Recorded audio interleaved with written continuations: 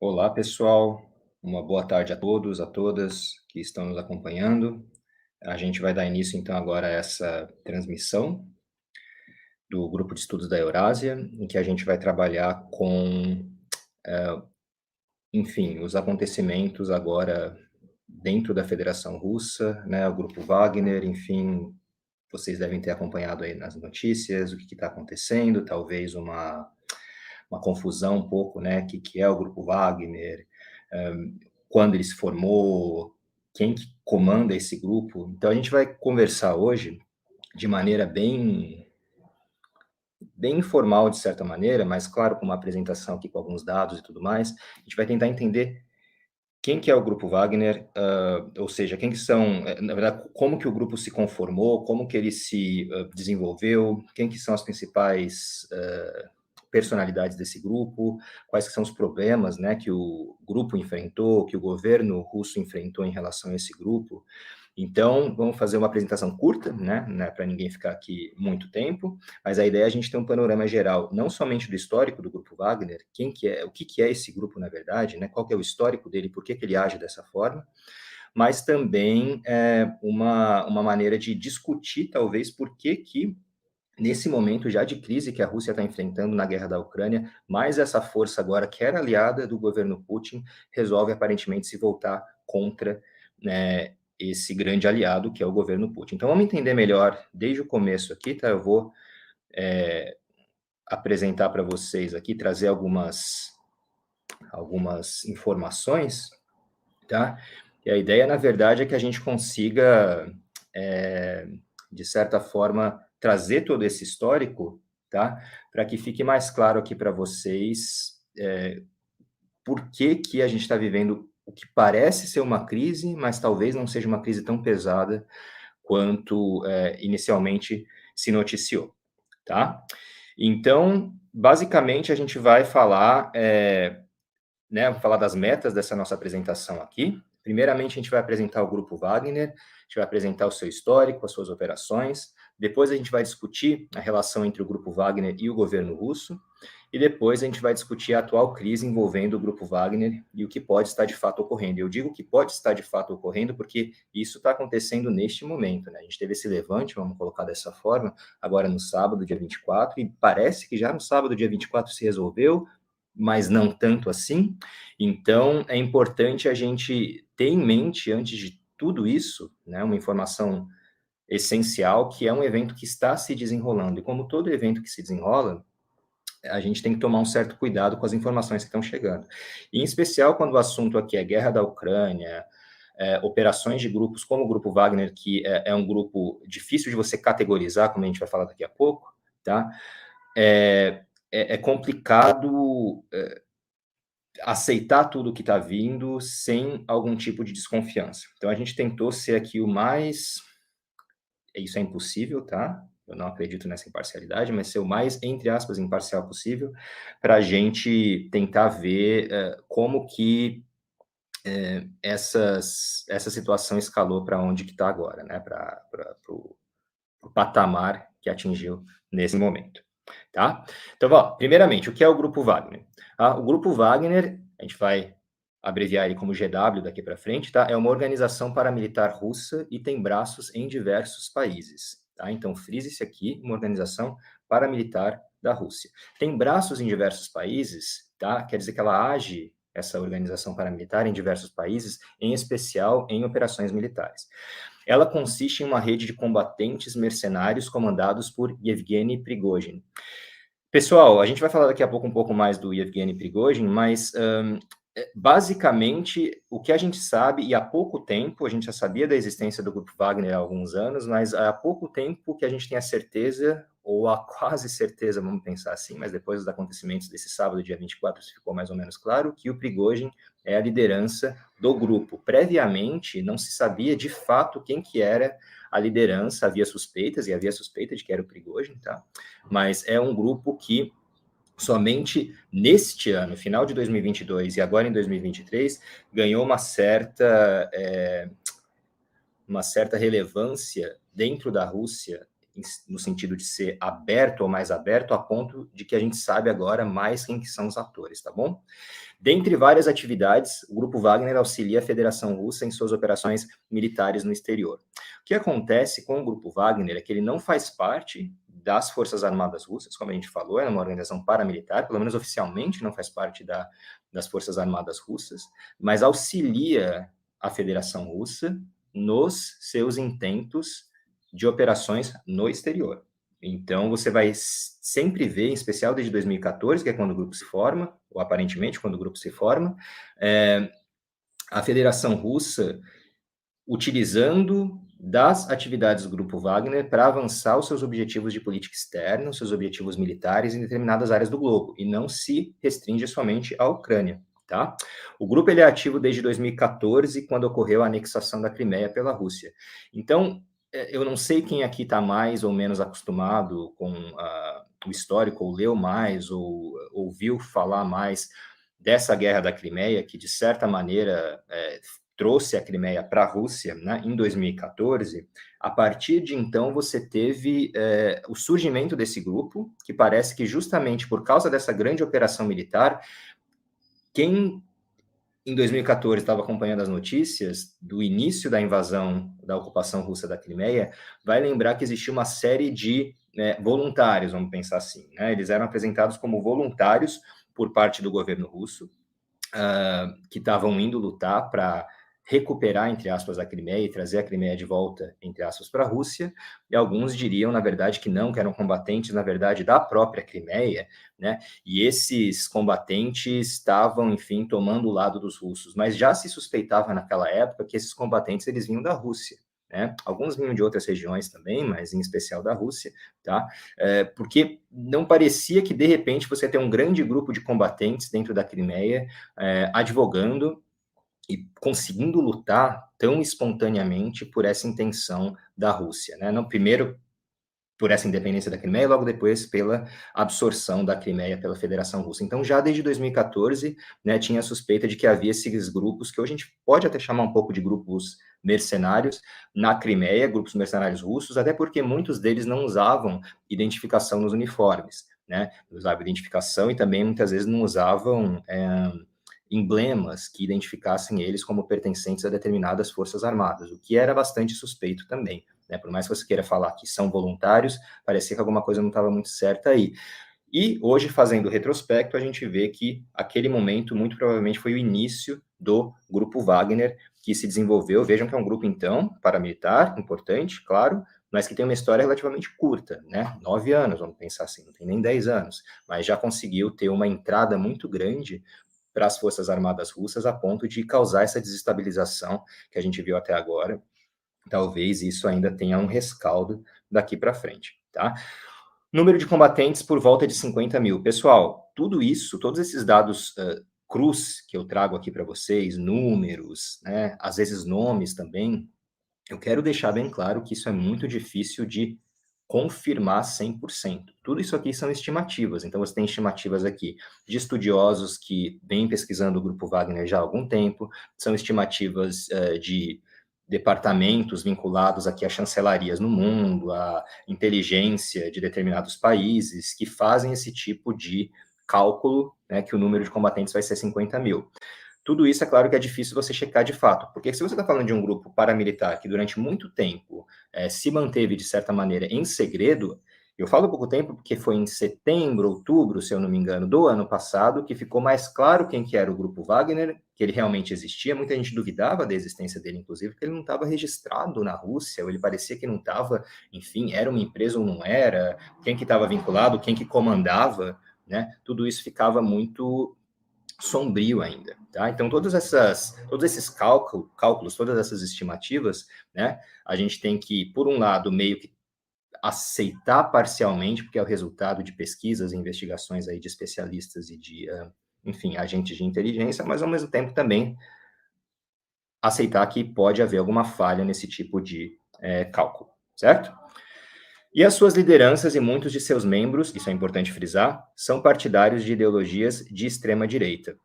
isso não é só um detalhe, não somente por causa da ideologia ser de extrema-direita, mas porque hoje está acontecendo uma movimentação muito grande, em especial no leste da Europa, tá, pessoal? No centro e no leste da Europa, também com alguns focos na Ucrânia e na Rússia, de movimentos de extrema-direita, neonazistas, revisionistas históricos em relação aos horrores, por exemplo, do nazismo, e que adotam muitas vezes todo esse conjunto de símbolos, né? Às vezes até uma indumentária, ou como que eles pensam a própria conformação dos símbolos que eles colocam nos seus movimentos, baseando muitas vezes essas acepções e admirando momentos muito complicados da história do século XX, em especial o fascismo e o nazismo, nazismo como tipo de fascismo, é claro, mas o nazismo em especial como sendo um norte para esses grupos se identificarem simbolicamente também com as ideologias que eles defendem. Tá? E eu falo isso em especial pelo Grupo Wagner, porque muito se fala aqui das tendências neonazistas, por exemplo, do Batalhão de Azov, que membros do Batalhão de Azov na Ucrânia, que aí é uma organização antes paramilitar da Ucrânia, agora cada vez mais incorporada às Forças Armadas Ucranianas, também tinha, enfim, inclinações, tendências fascistas ou neonazistas. De fato tinha e ainda tem, né? Mas na Rússia você também tem isso. Então vejam que é um fenômeno que ultrapassa, na verdade, a fronteira ucraniana, que perpassa, na verdade, tá?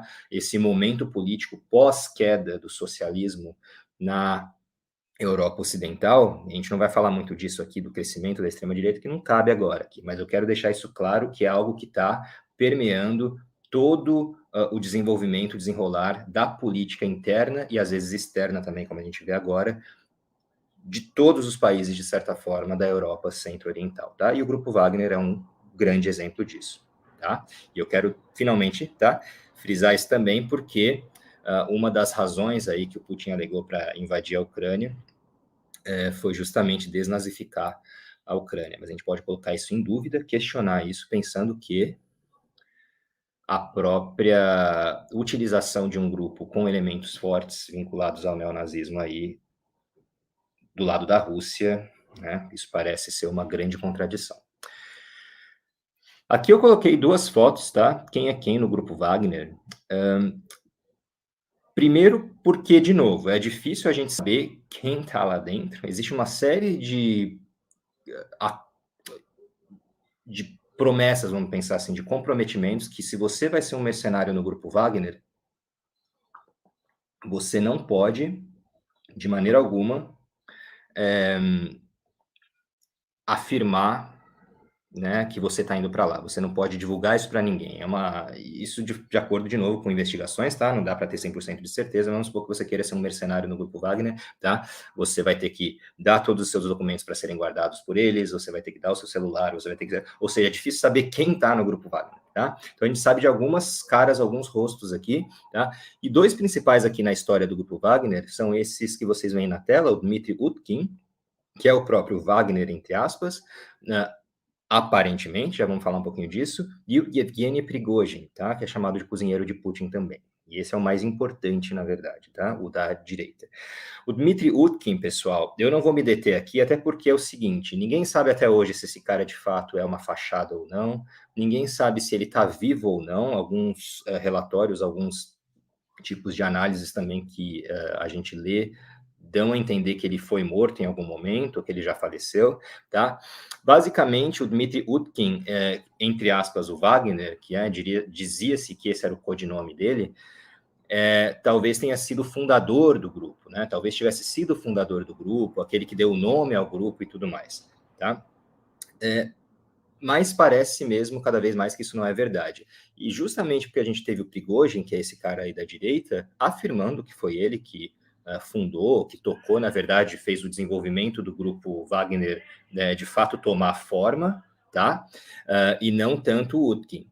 E o Evgeny Prigozhin, ele tem uma carreira interessante, né? Como sendo talvez o chefe aí das operações do grupo Wagner, ele tem esse apodo, esse apelido de cozinheiro de Putin, porque ele trabalhou fornecendo aí, enfim, comida em banquetes, tá, em encontros que o Putin celebrava quando você tinha, enfim, certas cerimônias e tudo mais. Então ele era meio que o caterer, né, era o cozinheiro do Putin, entre aspas, é aquele que fazia com que essas operações aí de cozinha ocorressem durante essas cerimônias do Putin.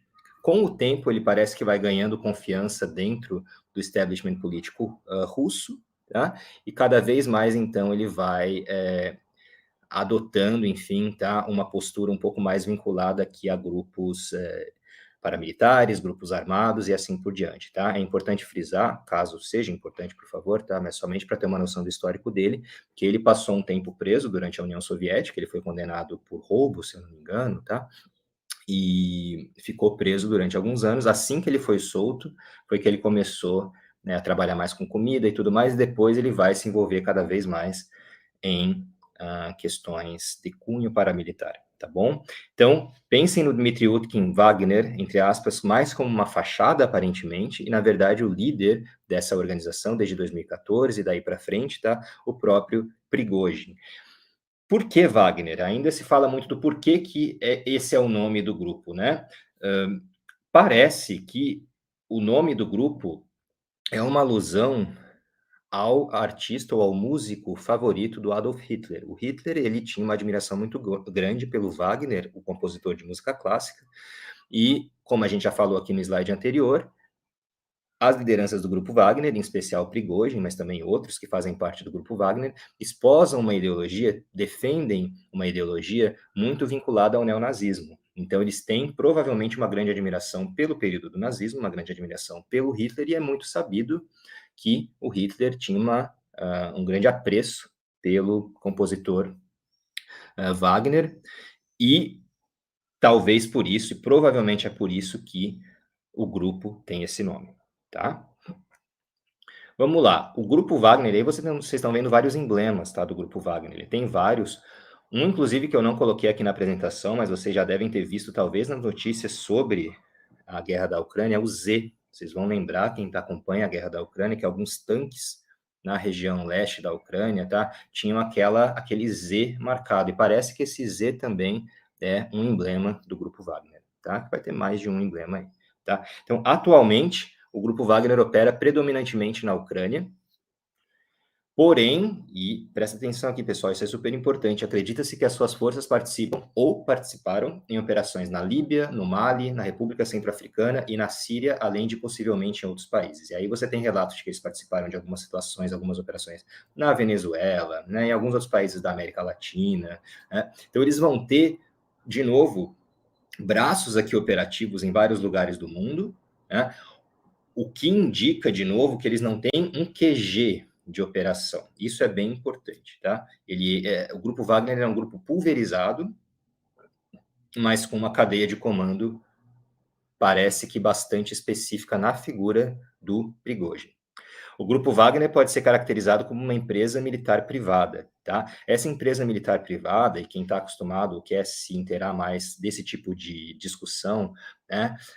PMC, que a gente vai usar, muito essa sigla em inglês de empresa militar privada, PMC, é um fenômeno que, de certa maneira, não é tão novo, e ele começa a decolar a partir do começo dos anos 2000, tá? Quando você vai ter a invasão do Afeganistão pelos Estados Unidos, seguindo o 11 de setembro, e, em especial, a invasão do Iraque, em 2003. Nesse período, você vai ter as empresas militares privadas, os famosos contractors nos Estados Unidos, sendo contratados pelos governos, nesse caso aqui específico pelo governo norte-americano, para lutar no Iraque. Ou seja, você não vai ter para todas as batalhas, para todas as operações, necessariamente, tá? Tropas militares indo para todos os combates. Você vai ter muitas vezes, enfim, exercendo todas as operações aí de segurança, de policiamento, de defesa e tudo mais, de algumas operações e de alguma questão mais logística também. Você vai contratar essas empresas militares privadas e elas vão fornecer um serviço ao Estado. É basicamente como se você terceirizasse, tá, a defesa ao contratar esse tipo de empresa.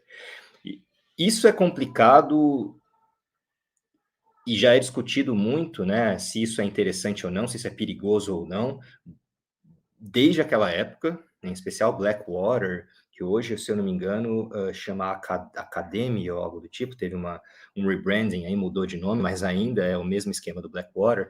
Se você vai ter riscos associados ao Estado, em vez dele mesmo mandar suas tropas e se especializar nos vários tipos de operações possíveis, resolve contratar empresas que podem fazer isso de maneira mais ágil, vamos pensar assim, mais barata, menos burocrática e principalmente, no caso aqui, voltando agora para o Grupo Wagner, tirando um pouco da responsabilidade do governo. Ou seja, eu contratei aquela empresa, agora o que eles fizerem é o que eles estão fazendo, eu não sou tão responsável agora pelo que está acontecendo. Vamos falar um pouquinho disso também daqui a pouco, tá? O Grupo Wagner não é uma empresa única, como a gente tinha mencionado agora há pouco, mas sim uma rede corporativa ligada ao Concord Management and Consulting, ou seja, talvez uma empresa de consultoria, de administração, de posse do Prigozhin. Então, veja de novo, não é uma empresa única, uma rede corporativa. Então, você vai ter uma série de empresas ligadas, mas também não necessariamente submetidas a essa empresa do Prigozhin. Mas toda essa rede que compõe esse grupo Wagner, nos vários cantos do mundo, tá, vão estar ligadas à figura do Prigozhin sempre. E, isso é importante sempre frisar, cada vez mais fica claro, antes eram suspeitas que a gente tinha, mas parece cada vez mais que isso se constata. O grupo é acusado de violações massivas de direitos humanos e de extraviar recursos minerais dos países onde opera, tá? Qual que é o problema aqui, de novo? Já é difícil você checar e você verificar se forças armadas em um momento de guerra, de conflito, de operações militares, estão se excedendo nos seus mandatos, ou seja, estão fazendo coisas que não deveriam fazer. Estão, por exemplo, abusando dos direitos humanos, estão cometendo algum tipo de delito. Já é difícil quando são forças armadas que estão estacionadas lá. Agora, quando você tem um grupo paramilitar, isso é mais difícil ainda de checar. Em especial se esse grupo paramilitar, ele tem uma série de elementos que garantem o segredo de quem faz parte, quais tipos de operações são permitidas e quais que são vinculadas a eles e não ao governo. Então é muito difícil, de novo, a gente tem uma série de acusações. Tá? Parece que, ou pelo menos as denúncias que a gente ouve constantemente de algumas localidades na Ucrânia, alguns massacres que ocorreram na Ucrânia, parecem ter tido a participação muito importante do Grupo Wagner aqui. Claro que isso precisa ser checado ainda, a gente sabe disso, mas é provável, pensando aqui nas características do Grupo Wagner de forma ampla, como não tendo necessariamente que prestar contas. Isso é importante, pessoal. Esse é um ponto elementar quando a gente está falando de empresas militares privadas, grupos paramilitares, ou alguns diriam grupos mercenários, eu gosto dessa palavra, ela é extrema, mas é interessante, que a prestação de contas, no caso deles, é muito pequena. Você não vai ter, de novo, já tem todo esse elemento de segredo aqui que a gente comentou anteriormente em relação ao grupo Wagner, mas, ok, se houver aqui excessos, vai ser um problema, por exemplo, em direitos humanos, né? Quem causou isso foi o governo russo ou foi o grupo Wagner? Quem que é o responsável principal, né? Daí já começa o problema de dissuasão de responsabilidade, tá? Alguns analistas suspeitam que o grupo Wagner também opere com exércitos de bots e trolls, tendo talvez interferido, por exemplo, nas eleições norte-americanas de 2016. Tá? Aqui alguns estudos que foram lançados, algumas análises em relação. Talvez alguns de vocês já tenham ouvido falar que a Rússia é muito profícua, ela é muito capaz de utilizar também um aparato de guerra virtual, guerra cibernética. O grupo Wagner parece que está ou suspeita-se que, né, eu sempre vou colocar aqui de forma a poder ser desmentido, tá? Mas para analistas de inteligência e pessoas que trabalham em especial com, né, a análise das operações dos bots, dos trolls, parece que o Grupo Wagner tem uma ala que trabalha na internet para, inclusive, também gerar instabilidade em determinados países, gerar instabilidade em processos eleitorais e etc. Tá? Então, é possível aqui que haja também ou tenha havido algum tipo de interferência dos bots e dos trolls do Grupo Wagner nas eleições dos Estados Unidos em 2016, que houve interferência da Rússia de alguma forma através dessa manipulação de alguns tipos de atividades virtuais, em especial no Facebook. Isso é mais ou menos claro para muitos analistas, tá? Mas que esse pessoal é do Grupo Wagner não é tão claro assim, mas parece que pode ter sido o caso também, tá? Então isso fica em aberto, essa é uma possibilidade, tá? falar um pouquinho de algumas unidades aqui, nem vou mencionar todas, tá, pessoal? Porque achar de fato quais que são essas unidades, já que muitas delas são informais, é um grande tipo de, é um grande desafio, tá? Mas eu quero colocar aqui que acredita-se que o Grupo Wagner tenha unidades operando na Europa Oriental, na África, ocasionalmente na América Latina, tá? E um de seus braços mais infames é o Grupo Hussit, que vocês estão vendo aí, o emblema deles. Esse é um emblema, né, essa roda que vocês veem aí, é uma suástica personalizada, uma suástica eslavizada, vamos pensar assim, tá? Alguns vão chamar isso de suástica eslava. Basicamente um grupo, um símbolo neonazista muito comum na Europa centro-oriental, em especial em grupos aqui eslavos mais extremistas, tá? Como vocês podem ver, são basicamente duas suásticas, uma sobreposta à outra, tá? Uma um pouco girada e uma um pouco mais reta, um pouco mais direita. E esse grupo Hussit, ele é um grupo abertamente neonazista, paramilitar, tá? Um dos braços aqui do grupo Wagner, e é liderado pelo Alexei Milchakov. E esse Alexei Milchakov também é um cara aí que abertamente defende uma ideologia de extrema-direita, racista, antissemita, etc. Tá? O grupo Hussit lutou no Donbas. O que é o Donbas, pessoal? O Donbas é uma região da Ucrânia, no leste da Ucrânia, onde você tem duas cidades importantes, Donetsk e Lugansk. Vocês devem ter ouvido, talvez, falar desses nomes dessas cidades na imprensa nos últimos meses, né? Por causa da... Mas, na verdade, desde 2014, você já tem uma guerra civil, 2014, 2015, nessa região. Então, Donbas é a bacia do rio Don, tá? Donbas, bacia, Don, rio Don. E nessa região você tem muita indústria, você tem muita... É uma região, na Ucrânia, bastante importante economicamente. Então, sempre foi uma região que, se for desestabilizada, isso causa uma grande reverberação dentro do restante da Ucrânia. Vejam aqui o terceiro ponto. O grupo Hussit lutou no Donbas e também possivelmente ao lado das forças russas durante a invasão da Ucrânia em 2022. A partir de 2014, 2015, pessoal, 2014 acontece a anexação da Crimeia pela Rússia. 2015 começa, 14, 15, tá? Começa o desassossego aí, uma guerra civil, uma série de combates na região do Donbas, na Ucrânia, tá? E também suspeita-se que nessas regiões você vai ter, de novo, mercenários vinculados ao grupo Wagner, e na verdade é esse grupo Hussit, que operam aparentemente para garantir a autodeterminação do pessoal do Donbas, mas na verdade para promover os interesses geopolíticos da Rússia nessa região. Então, a região do Donbas foi bastante desestabilizada por causa dessas forças paramilitares, tá? Dentre as quais aí, em especial, esse grupo específico, tá certo? Então, vamos falar um pouquinho, pessoal, da relação entre o Grupo Wagner e o governo russo. Aí, mais um emblema do Grupo Wagner, né? Esse é um emblema mais oficial, vamos pensar assim, tá? Um emblema que, se você for ver, um dos prédios que eles têm em São Petersburgo, né? No final do ano passado, eles, surpreendentemente, abriram meio que um escritório, não é uma central, não é lá o QG deles nem nada, mas é um escritório muito grande, a gente vai ver a foto, em São Petersburgo, e aí você tem esse W aí estilizado na entrada. Bom, o Grupo Wagner, pessoal, aparenta receber apoio financeiro e bélico do Ministério da Defesa da Federação Russa, além de poder utilizar suas instalações para treinamento. São esses os relatórios que a gente consegue ler, muitas vezes que vêm de algumas agências de inteligência, e os relatos que a gente ouve também daqueles que observaram alguns tipos de treinamento, tá?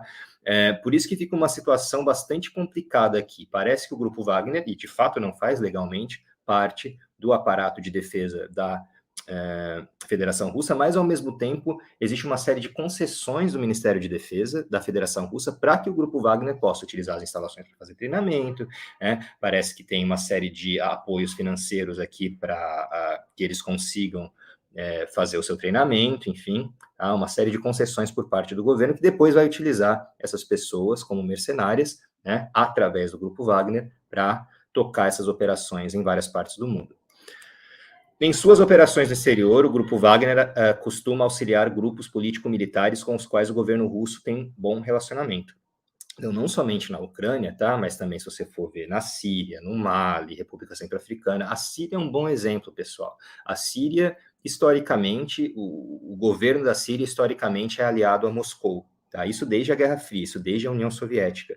Então você vai ter, por exemplo, no pós-Guerra Fria, o Bashar al-Assad, que é o líder, enfim, né, que herdou aí o país do pai, com essa proximidade de Moscou. Inclusive, a Rússia tem um porto, que é o porto de Tartus, um porto dentro da Síria, né? Isso é interessante. Então, a Rússia tem bastante interesse na Síria, e a Rússia precisa, geopoliticamente falando, que a Síria continue, de certa maneira, amigável ou vinculada ao governo russo. Então, o grupo Wagner foi também para a Síria, em algum momento, para auxiliar na luta, enfim, na guerra civil síria, que segue até hoje, infelizmente, para auxiliar nas lutas contra esses grupos contrários ao governo na Síria, lutando ao lado das forças de Bashar al-Assad, tá? Então, aí a gente vê também como existe uma internacionalização, né, para o Oriente Médio, para a África e assim por diante, do Grupo Wagner. E algumas fontes relatam que uma grande parte do contingente do Grupo Wagner é composta de indivíduos convocados em prisões russas. Então, parece, pelos relatos que a gente tem recebido já faz alguns meses, isso na verdade já há alguns anos, tá? Que vários membros aqui, combatentes do Grupo Wagner, são ex, ex-carcerários, né, membros aí de população carcerária que precisavam, na verdade, que foi oferecido para eles aí, né, ou foi oferecida para eles a possibilidade de comutar parte da pena, né, de trocar parte da pena de prisão por lutar dentro desse grupo mercenário.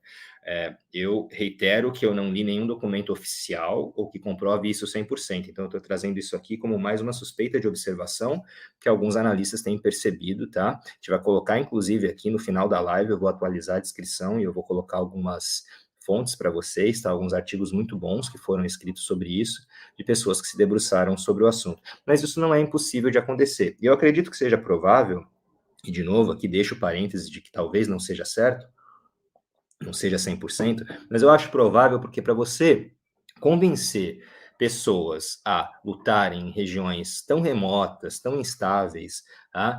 Existe um salário aí, mas esse salário que um combatente do Grupo Wagner vai ganhar não é, na minha visão, alto bastante para você necessariamente topar arriscar a sua vida, tá? Parece que faz sentido se você pegar determinados grupos que estão mais propensos a ir para lá, por exemplo, presidiários que vão trocar sua pena por essa batalha, tá? Em 2023, o governo russo aceitou classificar os recrutados do Grupo Wagner como veteranos de guerra após retornarem de suas atividades na Ucrânia. Isso é super interessante, super simbólico, pessoal. Pensa aqui, por exemplo, então, né, se você tem não são as Forças Armadas Russas, certo? É o Grupo Wagner e esse pessoal está lutando, por exemplo, na guerra da Ucrânia, aqui avançando os interesses russos. Eles começam a ter tamanha importância dentro da Rússia, de certa forma, que o governo da Rússia vai falar, não, esse pessoal, combatente do Grupo Wagner, que voltar depois da batalha aqui, seja ferido, seja depois de terminar suas operações, vai ser considerado veterano de guerra. Isso é uma honraria, de certa maneira, que não se dá a qualquer tipo de pessoa. Aí vocês veem em São Petersburgo, tá? Esse prédio aí, vamos pensar, essa central administrativa, pelo menos, do Grupo Wagner. E o que chamou muita atenção quando ele foi aberto é que durante muito tempo ficou aquela coisa, existe o Grupo Wagner ou não? Será que isso é um tipo de teoria da conspiração? Será que de fato a gente tem algo material que possa comprovar? E a gente tem um prédio muito claro aí em São Petersburgo que demonstra uma organização já e um rendimento, na verdade, do Grupo Wagner, né, que levou a essa possibilidade de abrir um escritório, um prédio de escritórios como esse. Para muitos analistas e pesquisadores, o Grupo Wagner assume o papel de responsável por fazer o trabalho sujo que as forças militares russas não fariam. A gente tinha comentado isso há um tempo aqui, pessoal, ou seja, a questão aqui de prestação de contas, a questão de responsabilidade, em especial por malfeitos. Caso exista algum tipo de excesso nas operações militares, quem que vai ser responsabilizado? Né? Então, acredita-se que, nesse caso, quando você quer que certas coisas sejam feitas né, de forma mais célere, talvez sem respeitar o determinado rito que deveria respeitar, inclusive legal, você manda as forças militares, paramilitares, forças mercenárias que têm também justamente essa função. Elas podem ser empregadas de maneira mais célere, mais rápida, e podem ser empregadas de maneira menos visível também, tá? Em relação a quem que está mandando nelas. O grupo Wagner se fortalece durante o processo de separatismo das regiões de Donbas, no leste da Ucrânia, isso a gente falou, tá? E desde então ele está subindo aí, porque vai ter uma simbiose dos interesses geopolíticos russos e as operações do grupo Wagner. Um depende do outro, em especial na Europa Oriental. É possível que uma outra função importante desempenhada pelo grupo Wagner, pessoal, seja mascarar o real número de baixas das forças russas. Então, uma outra possibilidade aqui é que, por isso que a gente tem uma dificuldade também de saber quantos soldados russos morreram, né? A gente tem dificuldade de saber quantos soldados ucranianos morreram, mas também quantos soldados russos morreram no conflito agora da Ucrânia, porque, enfim, os combatentes russos que estão morrendo, eles são das Forças Armadas Russas ou não são? São do grupo Wagner ou não são? Né? Então, isso aí também dificulta, muitas vezes, e pode diminuir o número de baixas, se você pensar aqueles que realmente são soldados das Forças Armadas Russas que morreram na Ucrânia, se você vai ter uma grande participação aqui de mercenários do grupo Wagner e esses estão morrendo, tá? Como que você contabiliza, então, tá? O que é duvidoso também é se empresas militares privadas são permitidas na Rússia ou não, tá? Isso é uma coisa que eu procurei bastante aqui, parece que é uma zona meio cinzenta, tá? Se de fato você pode ter essas empresas militares privadas. Parece que não em relação a empresas paramilitares, mas, enfim, não fica claro de fato qual que é a personalidade jurídica do grupo Wagner dentro da Rússia em relação à defesa e segurança, tá? Como que ela se caracteriza. Tá? O fato é que você vai ter de novo essa zona cinzenta também, juridicamente falando. Tá? Já indo aqui para o final, pessoal, vamos falar então dessa crise que está ocorrendo entre o grupo Wagner e o governo russo, tá? Que estourou aí no sábado agora, nesse fim de semana. Então vamos lá. Em maio desse ano, Prigozhin acusa o ministro da Defesa russo, Sergei Shoigu, e Valery Gerasimov, chefe do Estado-Maior das Forças Armadas Russas, por alegadas milhares de mortes dos combatentes do grupo Wagner na Ucrânia. Ou seja, o Prigozhin vai acusar tanto o Shoigu quanto o Gerasimov de terem ordenado uma série de ataques a combatentes do grupo Wagner na Ucrânia, né? Parece que isso foi o estopim aí dessa revolta por parte do Prigozhin em relação à cadeia de comando das Forças Armadas Russas. Mas o Prigozhin, ele já tinha bastante inimizade com o Shoigu, tá? O Sergei Shoigu, que é o ministro da Defesa da Rússia. Eles não se bicavam, tá? E abertamente, constantemente, o Prigozhin fazia críticas aqui ao ministro da Defesa. É importante frisar que o Prigozhin nunca criticou diretamente o Putin. Pelo menos até agora eu não vi nada a respeito, mas ele sempre criticava aqueles que estavam ao lado do Putin, tá? Que talvez seja um pouco suspeito aí para a gente pensar em quais que são as intenções, tá, do Prigozhin ao fazer isso, criticar aqueles que estão ao redor do Putin e não o Putin necessariamente, tá? Quais que são as intenções reais do Prigozhin ao fazer isso. Tá? O Prigozhin, então, ele aparenta ter acusado o governo russo de ter invadido a Ucrânia injustamente para se apoderar de bens e riquezas de seu território. Então, se vocês estavam acompanhando agora, tá, que o Prigozhin falava no porquê que ele estava com essa marcha e tudo mais, né? Ele também coloca aí no meio que a Ucrânia foi invadida injustamente. Então parece que foi meio confuso o que ele falou, do porquê que ele está se levantando contra as operações, contra as Forças Armadas Russas, tá? Mas as acusações parecem ter se concentrado mais na figura de Shoigu, que vocês estão vendo aí do lado direito, mas logo o tom do Prigozhin escalou aparentemente contra o governo da Rússia, ainda não contra o Putin, mas contra o governo da Rússia, que segundo ele bombardeou agrupamentos do grupo Wagner. Tá? O que parece estar acontecendo? Prigozhin já tinha uma insatisfação aqui em relação ao Shoigu, tá? Ao Valery Gerasimov, e nesse momento ele dobrou a aposta, nesse momento ele acelerou a troca de acusações e, se de fato houve esse ataque no qual morreram esses membros do grupo Wagner, talvez tenha havido, porque a Rússia não me parece que desmentiu isso veementemente, né? Aí parece que foi o fim da picada por Prigozhin, que vai fazer, enfim, essa marcha aí, né, primeiro em Rostov, ou Rostóvia no Don, e depois talvez, né, seguindo para Moscou, até onde que ele chegaria de fato, né, a gente não sabe, tá? Vejam essa foto aí, pessoal. Essa foto são, enfim, veículos militares aqui do Grupo Wagner entrando na cidade de Rostov no Don, ou Rostóvia no Don, tá? Então, parece por essa foto, a gente não sabe o quão de fato a gente tem uma representatividade aí do que aconteceu naquele dia, tá? Mas parece nessa foto que você teve uma recepção acalorada de alguns moradores aí de Rostov no Don, dessas forças do Grupo Wagner. Basicamente, daqui a pouco a gente vai ver o mapa, quando a gente estiver fechando aqui, daqui a pouco a apresentação. Rostov no Don é muito perto, pessoal, da fronteira com a Ucrânia, tá? Então você vai ter essas forças do Grupo Wagner que estavam na Ucrânia se retirando da Ucrânia em protesto, né, nessa marcha aí comandados pelo Prigozhin, e passam por Rostov-on-Don e chegam lá sem nenhum tipo de problema, né? Isso levantou o alarme de muita gente, de muitos analistas internacionais, também de muita gente dentro da Rússia, né? Como que você vai ter a facilidade tamanha de um grupamento paramilitar sair da Ucrânia, entrar na Rússia e ocupar essa cidade? Foi por poucas horas, foi por menos de um dia, vamos pensar assim, tá? Mas ainda assim acendeu o alarme. Você não teve o combate dessas forças paramilitares com as forças russas de fato, mas talvez porque tenha havido de fato bastante negociação por detrás dos panos. Vejam aí, pessoal. Em 24 de junho de 2023, Prigozhin afirma que suas forças deixariam a Ucrânia em direção ao território russo para se posicionar contra o exército da Rússia, né? Isso no sábado agora. Então, saímos da Ucrânia, esquece isso aqui, a gente está sendo bombardeado pelas forças russas, vamos em direção ao território russo para se posicionar contra o exército. Aí começa o tanto de acusações aqui por parte do Prigozhin. As forças do Grupo Wagner chegam a tomar Rostóvia ou Rostov do Don, tá?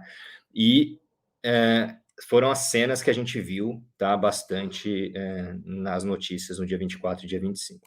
O governo russo, por sua parte, acusou o Prigozhin de comandar as forças do Grupo Wagner com o intuito de dar um golpe. Então aí vem uma acusação, uma contra-acusação muito forte por parte do Kremlin, por parte do governo russo, de que o que o Prigozhin queria, na verdade, era mobilizar o Grupo Wagner para dar um golpe. É o que a gente precisa de tempo ainda para analisar se isso de fato era real, mas é uma coisa tão extrema que só poderia de fato ser levada a cabo se houvesse muito apoio ao Prigozhin também em Moscou e também nos círculos militares aí ao redor do Putin. Caso contrário, isso seria um pouco improvável de acontecer. Um acordo foi mediado pelo presidente de Belarus, o Alexander Lukashenko, que é um grande aliado do Putin, e a situação aparentemente se acalmou. E assim, pessoal, é notícia atrás de notícia agora. Até 5 minutos antes da gente começar a nossa apresentação aqui, eu estava lendo algumas atualizações a respeito, então muita coisa ainda está se desenrolando, tá? Como é que foi esse acordo? Como é que foi essa mediação? Não sei se no momento que eu estou falando para vocês agora tudo isso, alguma coisa a mais está acontecendo e está sendo noticiada, a gente vai ter que ver, tá? Mas parece que tem algum tipo de calmaria nesse momento, tá? Ao que parece, Prigozhin deverá arrumar para Belarus, então ele vai talvez se exilar em Belarus, e as acusações contra ele serão retiradas por parte da Rússia, ou seja, essas acusações de golpismo por parte do governo russo. Tá certo? Então, essas são as informações que a gente tem até agora. Então, parece que é isso que está acontecendo. Por fim, noticiou-se que os combatentes do Grupo Wagner assinariam contratos de prestação de serviços com o Ministério da Defesa russo, tá? Como contraparte. Mas isso foi desmentido há algumas horas. Há pouco mais de 2, 3 horas, isso foi desmentido por parte do próprio Prigozhin, tá? Então, parece que isso não se confirma. Então, vocês veem aí no mapa, tá? Rostóvia do Don, vejam lá, bem no cantinho, tá? Perto da Ucrânia mesmo.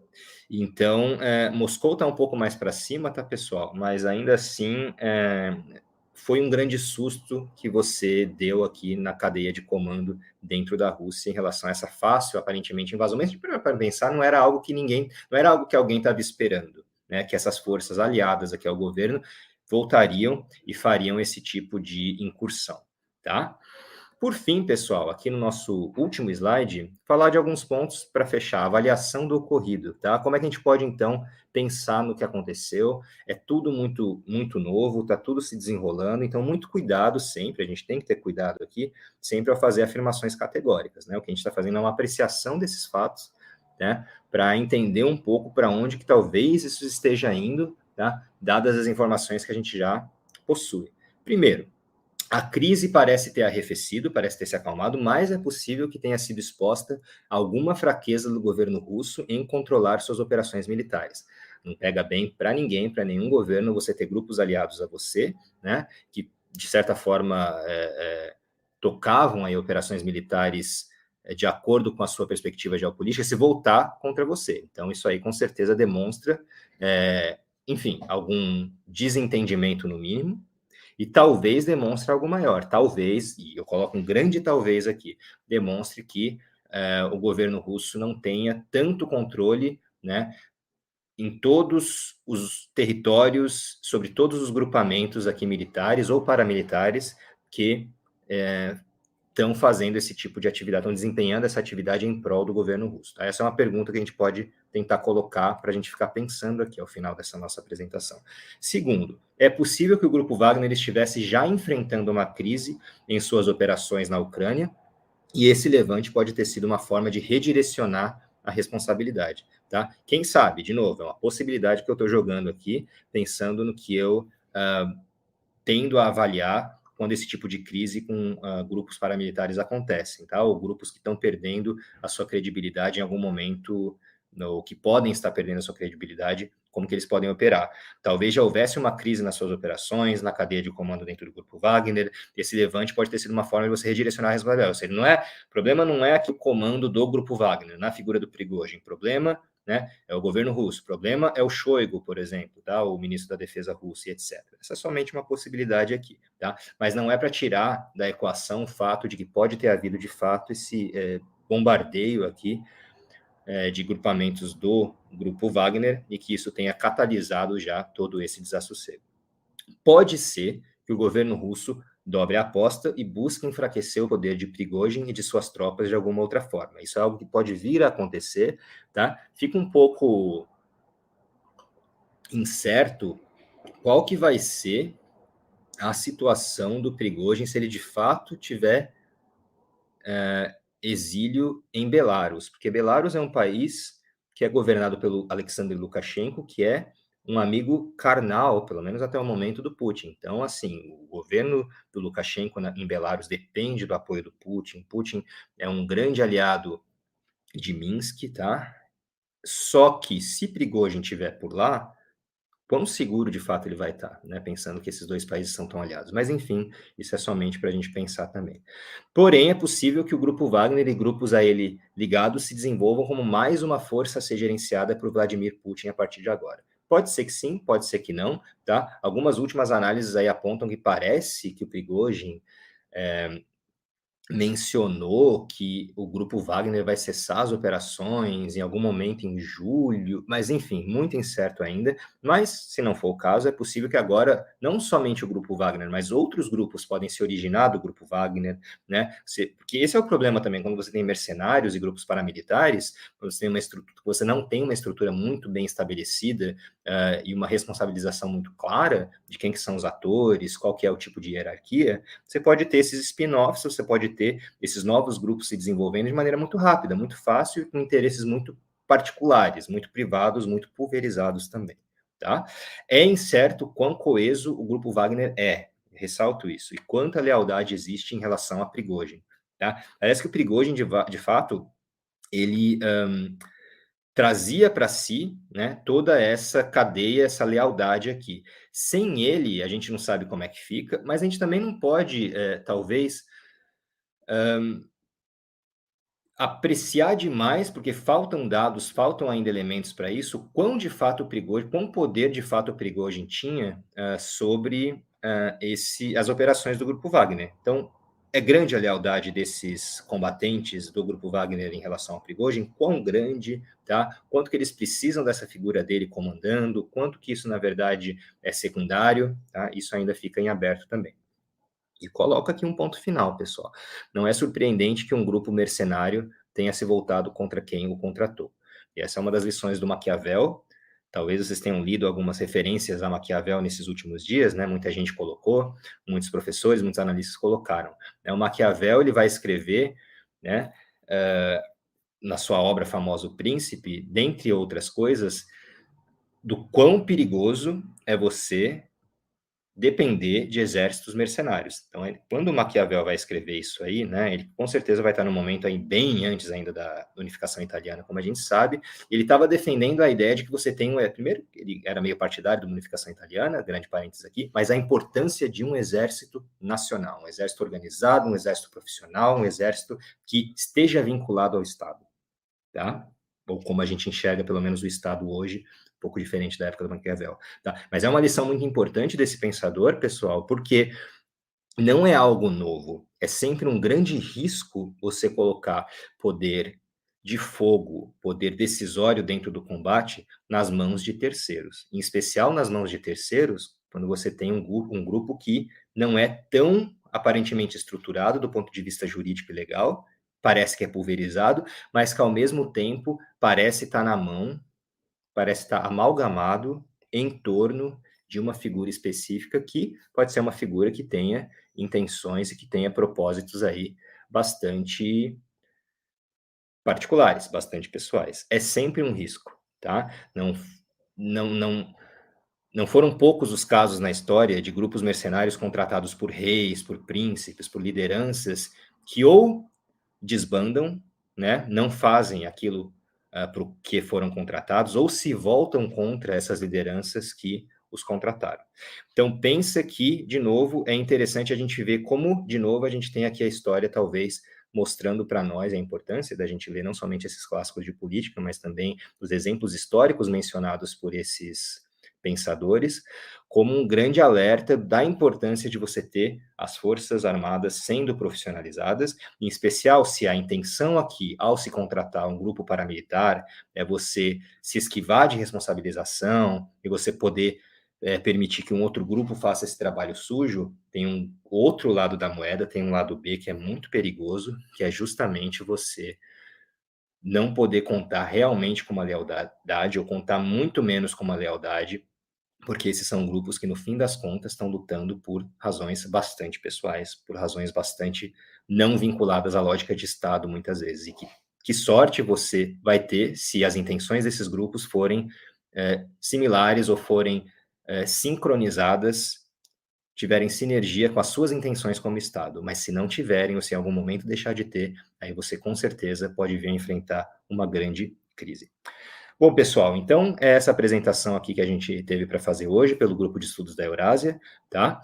Aí na descrição, logo logo a gente vai atualizar, porque com certeza vai ter atualizações do conflito, a gente vai deixar também algumas obras, alguns links, alguns artigos para vocês lerem, tá? Quem tiver mais interesse aí para conhecer o nosso trabalho, você pode visitar a gente no geseu.org, que é o nosso site, e já na semana que vem a gente vai ter um dossiê aí sobre o Grupo Wagner publicado no nosso site, tá certo?